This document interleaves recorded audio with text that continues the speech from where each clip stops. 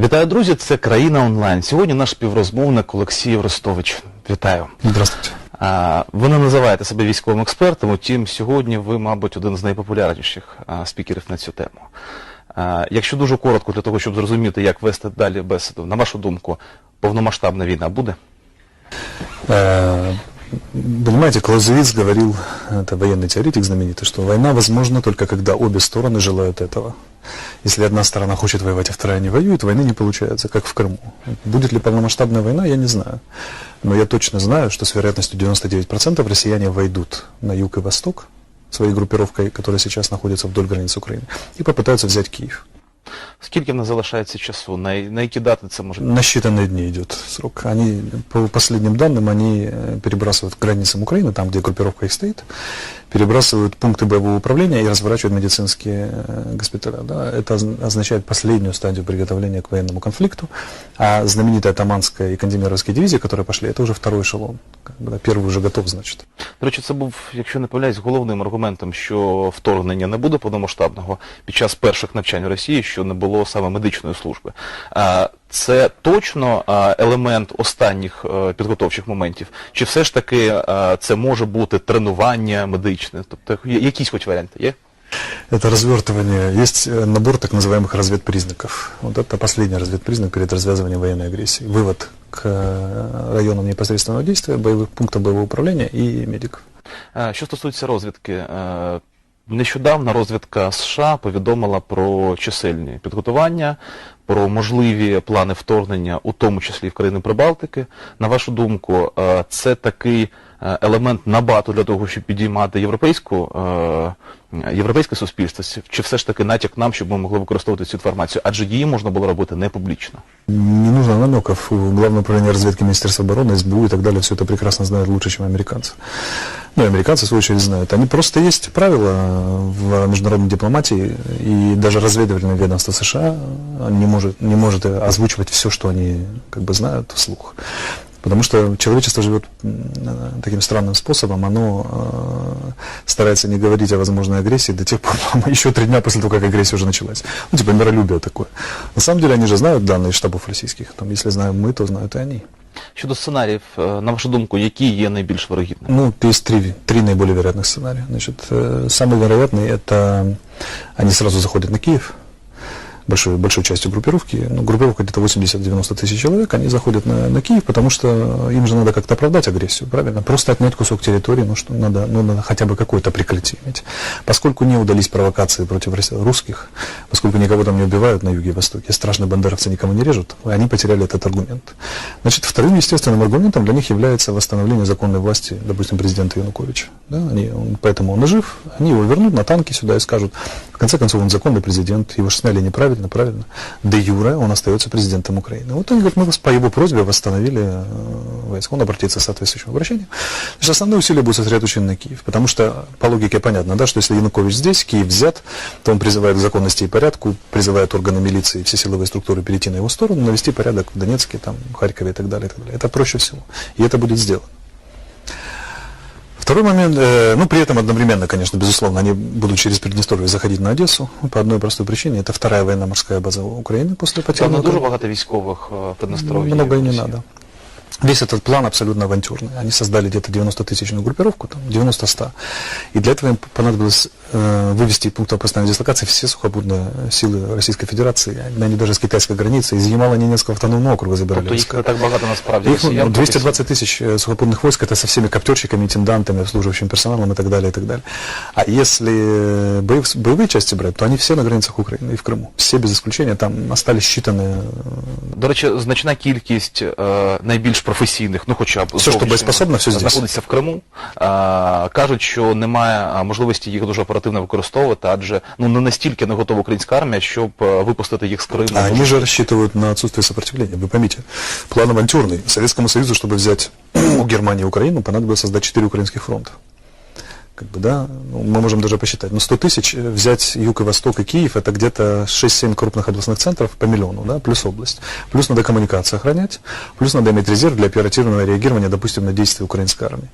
Но вот выходит где-то по 10 тысяч, даже меньше, на город. Что такое 10 тысяч войска на миллионный город? Это исчезающая малая величина. Вот силовиков было в период обострения ситуации на Майдане было около 30 тысяч в правительственном квартале. Их кто-нибудь замечал за пределами правительственного квартала? То же самое будет и здесь. Теперь представьте, взяли Киев, им надо держать Печерские холмы, им надо разогнать Майдан, плюс надо оставить коммуникации возле мостов, соединить правый и левый берег. Плюс надо держать аэродром, все основные аэропорты, надо держать речной порт, надо держать основные перекрестки улицы, они просто растворятся. А что такое в миллионном? Вот представьте, нас с вами выбрасывают на блокпост куда-нибудь в Омск или Екатеринбург, где мы с вами ни разу не были. Но даже не так, даже в Словакию, потому что россияне не понимают украинского языка. Это нам кажется, что русский и украинский очень, потому что мы здесь выросли. Для них это чужой язык. Я по себе помню, я приехал из Германии, да, 12-летним пацаном в Киев, и я ходил и не понимал, що таке прання білизни. Взагалі не розумів. Це як білоруська мова сьогодні, яка начебто дуже схожа. Да, поэтому, вот нас с вами выбросили, мы стоим где-нибудь на Ленинградской площади с вами на блокпосту, но у нас 6 БМП и 2 взвода солдат, и полевая кухня дымится. И вот нас обстреляли где-нибудь из двора. Что мы будем делать? Бежать в этот двор? На верную смерть? Мы же не знаем этого двора, не знаем, что нас ждет. Мы не ориентируемся в этих улицах, мы не читаем эти надписи. Люди говорят на языке, даже если мы перехватываем радиостанцию, которая нам непонятен. Они попадают в очень сложную обстановку. Это значит, что они рассчитывают только на одно, на немедленное увеличение численности после перехода границ. Ну, за деякими соціологічними дослідженнями, не можу казати, наскільки вони є правдивими, до 30% населення Півдня та Сходу України частково хоча б підтримують ініціативу Путіна. Они на это рассчитывают. На який розмір п'ятої колони сьогодні можемо... Где-то вот речь идет до 30%, но проблема же не в этом. Там молчаливая поддержка — это дело такое. Важно, чтобы всякие отряды самообороны, казачки, там, тетушки похватали оружие, начали дестабилизировать обстановку в городах, захватывать органы украинской власти, там шугать. Щось вказує на підготовку саме... Конечно. Конечно, и это очевидно будет сделано. И я думаю, что большая часть украинской милиции перейдет на их сторону. То есть мы окажемся в ситуации, когда у нас соединится внешняя агрессия с гражданской войной. Это нормальная, стандартная ситуация для любой революции, что Великая Французская, что Великая Октябрьская, да, что Великая Українська. Ви кажете, що є там 4 етапи революції. Ну, тобто є певна концепція, зараз у нас другий, наскільки я розумію, Да, після второй. того прийдуть вже нові люди, ну і четвертий вже буде відбудовувати. Да, все так. На вашу думку, сьогодні в нас є шанс у вашому сценарію перемогти? Адже, незважаючи на там величезний патріотизм, який сьогодні є, ну, воювати з танками, з росіянами, треба мати певних ризиків. Не надо воевать с танками. Наша задача — поливать их кипятком из окон, блокировать дороги, там, стрелять из рогаток. Важно хоть какое-то сопротивление оказывать. Вы поймите, эта авантюра, она проходит только в одном случае. Если они очень быстро, безболезненно, в считанные часы захватывают Киев и основные областные центры, Янукович призывает к повиновению милицию, и она начинает подавлять народ сама по себе, там, а россияне как бы обеспечивают порядок. Скільки годин ходу з півночі? 5. Танком 5? Да, вот с момента того, как они заведут двигатели, до момента разгона Майдана в Киеве 5 часов пройдет. То есть они в 9 вечера начнут, когда уже темно, и в 3 часа ночи их можно спокойно ждать. Як ви оцінюєте підготовку української армії? Неплохо. Успели мы ее, Министерство обороны успело ее вывести в полевые лагеря. Украинские же вооруженные силы делятся на 2 большие части. Это силы быстрого реагирования, где-то 25 тысяч человек, и силы общего назначения. Это действительно там 5 человек в казарме, нет аккумуляторов, и они охраняют там полуразобранную военную технику. Но силы быстрого реагирования, в принципе, достаточно подготовлены. Другое дело, что значительная их часть была в Крыму. Но то, что есть, сейчас группировка, я оцениваю ее где-то около 20 тысяч человек, чуть больше. Но в соотношении мы знаем, что для обороны нужно соотношение 3 к 1. Ну, це середньовічна така формула. Нет, но она условно до сих пор действует. Даже при маневренной обороне примерно она действует то же самое. То есть мы вполне возможно, что как вполне возможно, украинская армия вполне способна вести грамотную маневренную оборону и не пускать врага сюда. Но если народ ей будет помогать, то мы не только имеем шансы на отбиться, мы еще имеем шансы на военную победу, потому что не забывайте, подключится Запад обязательно. Перемогу на території України? На території України. В певній перспективі українські танки будут на Червоній площі? Тут момент какой, что это зависит от того, как народ будет сопротивляться. Если минимальное сопротивление, вот даже как чехи его оказывали, да? Армия не стреляла чешская, но люди перегораживали там, своими машинами, ложились под танки, заявляли решительный протест, не кормили, бойкотировали оккупантов и так далее, и так далее. План Путина проваливается. Мы отстоим значительные части территории украинской, да, Киев отстоим таким образом, ну и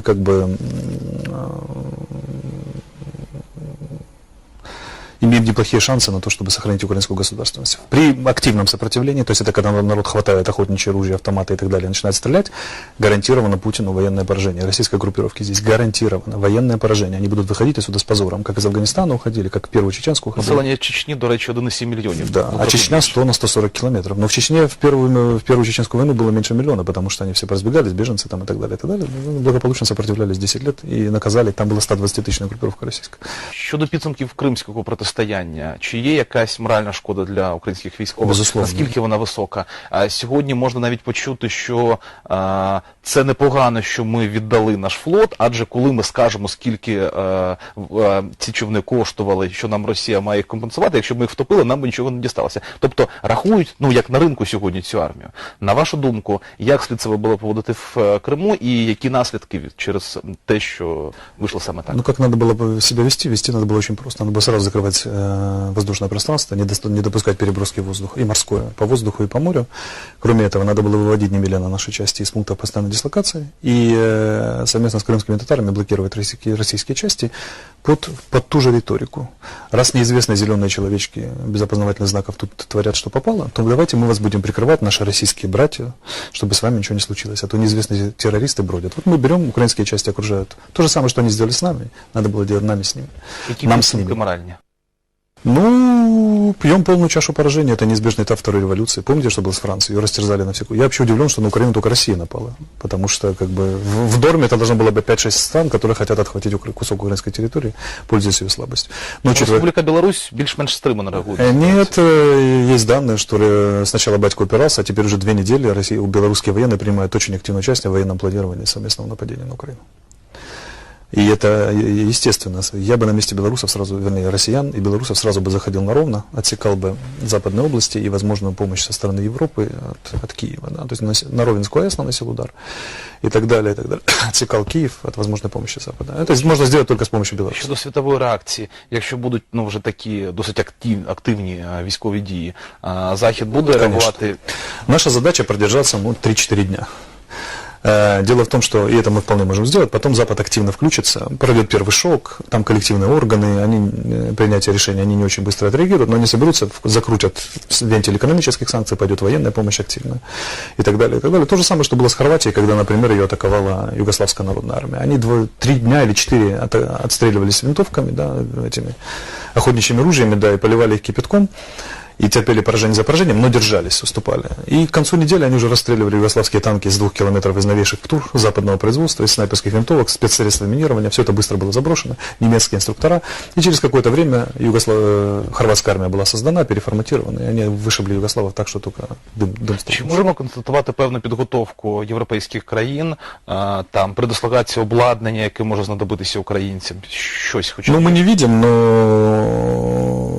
можно думать, что это так, что поляки никогда не оставят на эту ситуацию так просто. Поляки, прибалты и так далее. Румыны. Тобто, все ж таки, наскільки я розумію, ви прогнозуєте, що якщо війна повномасштабна на Україні буде, то це буде з елементами партизанської війни. Я не думаю, что это будет полномасштабная война. Я думаю, что это будет очень странный такой конгломерат войны 21 века, когда часть войск сдалась, украинских, часть не сопротивляется, часть перешла на сторону.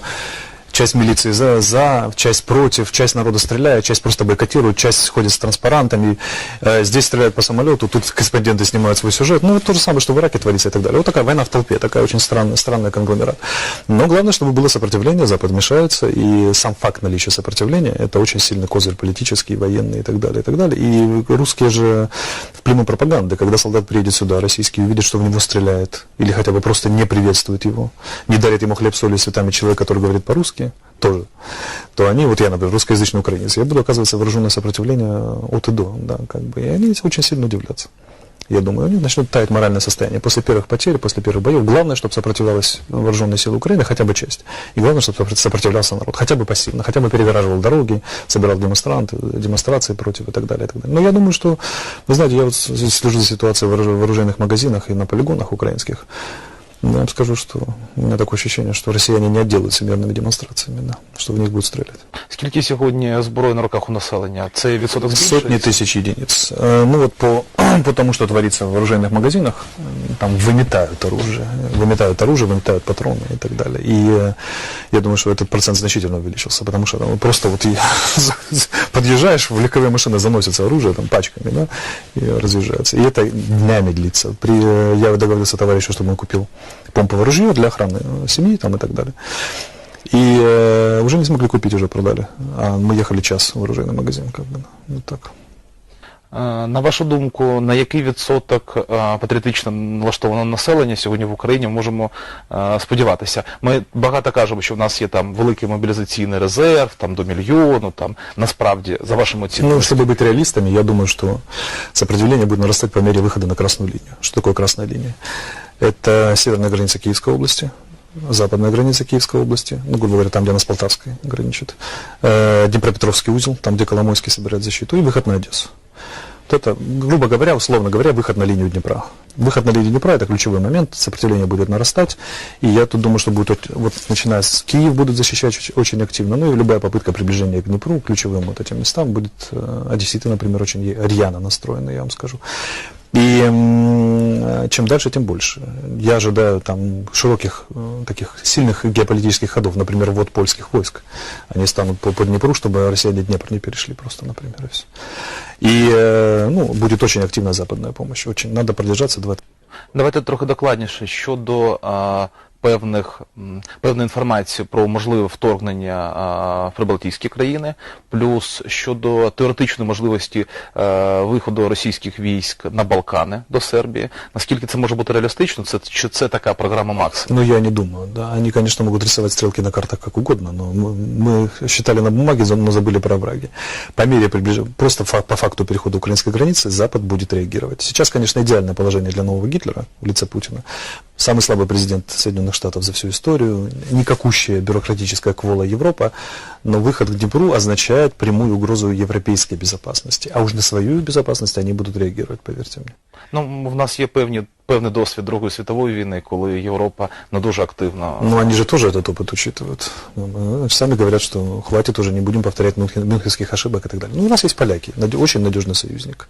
В том смысле, что они прекрасная историческая память. Россия участвовала в 3 разделах Польши, и больше им не хочется. Ну, Жириновський запропонував віддати там трохи Україну. Надо знать поляков в этом смысле. Да. У них очень длинный исторический счет к России. Они не применут возможности напакостить, сделать что-нибудь, помочь Украине напакостить россиянам. В конце концов, 2 года назад убили их президента, и в самолете россияне завалили под Смоленском. На вашу думку, слід продовжувати дипломатичний тиск, економічний? Я, наскільки розумію, Україна навіть не згорнула зараз військове співробітництво з Росією. Ми продовжуємо там поставляти якісь там деталі. Що робити з цим? Ну, тут вопрос к нашей власти, как бы уже, да. Дело в том, что Запад экономические санкции проводит против России, а Украина не проводит. Ну, что это, если не идиотизм или коллаборационизм? Как это назвать? Я вам скажу больше. Это мало кто знает. Между правительством Украины и России заключен договор до 2018 года об обслуживании нашими специалистами ракет, которые принадлежат ракетным войскам стратегического назначения, находятся в шахтном базировании. Ракетное топливо очень агрессивная штука. Ракета — это огромный комплекс, там, сложный, электронно-технический, которые надо постоянно обслуживать во избежание катастрофы техногенной. Так вот, если мы отказываемся их обслуживать, Россия становится перед угрозой где-то 100-150 Чернобылей таких вот. Или, по крайней мере, если не ядерных катастроф, то катастроф, связанных с разливом ракетного топлива и так далее, и так далее. Так вот, наша власть, начиная с Кучмы, плачется о том, что у нас нет аргументов против страшно сильной России. А если бы просто Тимошенко это делал, Янукович это делал, нынешние это делают. Соглашение действует сейчас. Сейчас украинские специалисты там работают. Если это просто вот использовать это, я думаю, россияне нам приплачивали бы за то, чтобы мы их брали газ. Еще платили бы дополнительно. Це за умови, що зараз вони ці ракети не використають. На вашу думку, Как можливість, ні. як Кисельов казав, зробити радіоактивний попіл? Ядерный США? конфликт невозможен, да. Чому? Ну, потому что это смерть жизни на земле всей. Ну, Да. Кремль сьогодні робить деякі кроки, які начебто здорова, розумна людина не може Нет, робити. они, конечно, сумасшедшие, но не до такой степени. Им же нужно, чего они хотят? Они хотят быть влиятельным мировым игроком. Там, да, вот.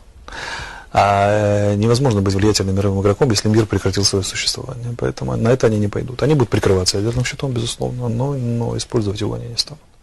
То есть может быть война между НАТО и Россией, но без ядерного оружия вполне. Как, например, была война между Аргентиной и Великобританией, хотя Великобритания носитель ядерного оружия, владелец. Точно так же, как арабские страны благополучно нападали на Израиль, у которого к тому моменту было 400 ядерных боеголовок в 1973 году. И критическая ситуация была такова на фронте, что Голда Меир, тогдашний премьер-министр, давал приказ израильским самолетам подвешивать ядерное оружие. Потому что уже они боялись, что они не устоят. И тем не менее арабы благополучно нападали. Наличие ядерного вооружения это вовсе не гарантирует от отсутствия войны, поверьте мне. Вот когда кричат про ядерный статус Украины, это был бы аргумент, но, поверьте, Аргентина напала на Британию, несмотря на все ядерное оружие, напала. Арабы нападали. І зараз нападають. До речі, наскільки, на вашу думку, російське суспільство сьогодні готове зустрічати вже труни з своїми військовими? Кажуть, що це буде такий дуже значний удар щодо сприйняття і Путіна, і України. Конечно. Они же находятся в полной убежденности, что украинский народ, который мечтает слиться в объятиях с российским и о восстановлении СССР, просто находится сейчас под влиянием, под временно захватившими власть там нехорошими бандеровцами. Вот и все. И когда здесь начнется сопротивление, почему оно и важно? Нам важно в них стрелять, мы можем не попадать в них, это уже не важно. Важно стрелять, чтобы они видели, что сопротивление идет. И когда Киселеву объяснит, что стреляют из-за каждого угла в россиян, и все это бандеровцы, будет очень трудно, особенно если будут стрелять в Луганске, Харькове и Одессе. Понимаете, то есть это, и это очень, очень сильный удар будет по массовому сознанию в России. Начнутся, если пойдут гробы, начнутся массовый протест в российских городах, потому что никому это не нужно. Все-таки идея войны с матерью городов русских у русских в голове плохо укладывается. Одно дело чеченцы, одно дело грузины, кавказцы, там то все пятое, это понятно. На Русь-матушку замахнулись. Но бомбить Киев, а ведь придется бомбить, если здесь будет сопротивление. Ну как будут смотреться российские авиационные удары по Киеву? Как по Лавре, например. По Лавре, да. Ну как бы все, это привет. А то, что они промахнутся и попадут по Лавре, я вам гарантирую. Бестолковые. Когда была война с Грузией, они не сумели разбомбить ни одного, россияне, не сумели разбомбить ни одного стационарного объекта. Только на взлетно-посадочную полосу Тбилисского аэропорта военного, и то, зайдя со стороны Армении, где грузины не ожидали, они все на север смотрели, им удалось положить 2 бомбы, и то мимо. Все. А когда грузины сбили в течение суток 4 самолетов сразу, первых российских, они начали вываливать, российские летчики начали вываливать все боеприпасы не по грузинским войскам, а за соседней горой. Потому что очень страшно. 4 самолета взлетело, а только 2 вернулось. И оба Су-25, штурмовики, оба посечены с плоскостями, там уже битыми осколками и так далее. У всех избитых российских летчиков алкоголь в крови. Летали только КМСки и командиры полков, потому что лейтенанты просто отказывались садиться в кабины. И надо это очень четко понимать. Если грузины 9 самолетов завалили за 5 дней, то мы завалим 35. Що стосується Кавказу, кажуть, що зараз погода зміниться, з'явиться там зелень і почнуться нові теракти, нове протистояння. Ну і взагалі, наскільки Кавказ сьогодні є стабільним, чи може ситуація з Криму, наприклад, за допомогою кримських татар, дестабілізувати ситуацію безпосередньо в Росії? Было бы хорошо, конечно, но мы не можем на это надеяться. Мы должны надеяться только на себя. И Запад, и Кавказ включатся при одном условии, если здесь будет вооруженное сопротивление. Тогда российские части здесь завязнут, а, допустим, 2 мотострелковые бригады, которые стояли в Чечне, обе здесь, обе в Крыму, 18-19. И, естественно, там руки боевиков развязаны, им становится намного легче. Задача, чтобы их войска завязли здесь, тогда будет сопротивление и там, и в Центральной Азии, и Китай что-нибудь пошевелится с Японией, и Запад, и Россию аккуратно задушат и съедят, поверьте. Наша задача здесь им сделать капкан для медведя. Якщо Путін підвищить ставки, є шанс відіграти Крим вже у дуже короткий перспективі? Конечно. Конечно, если они потерпят здесь военное поражение, то и с Крымом мы переиграем очень быстро все. А далі? Від Цяну Додону буде? А далі, у нас є геополітичні претензії? Далее посмотрим. Я бы не пошел, если бы я был президентом Украины там, да, или лидером, я бы не пошел, не сделал бы ошибку Наполеона и Гитлера, я бы не пошел на Москву. Но всяческую помощь демократическим российским силам по сбрасыванию режима Путина, по устройству Майдана в Москве, конечно, бы оказывал. Я вам дякую, дійсно сподіваюся, що ваші прогнози не ствердяться, втім, слід готуватися і зважати на них. Дуже дякую. Це була «Країна онлайн», побачимось завтра. Бувайте.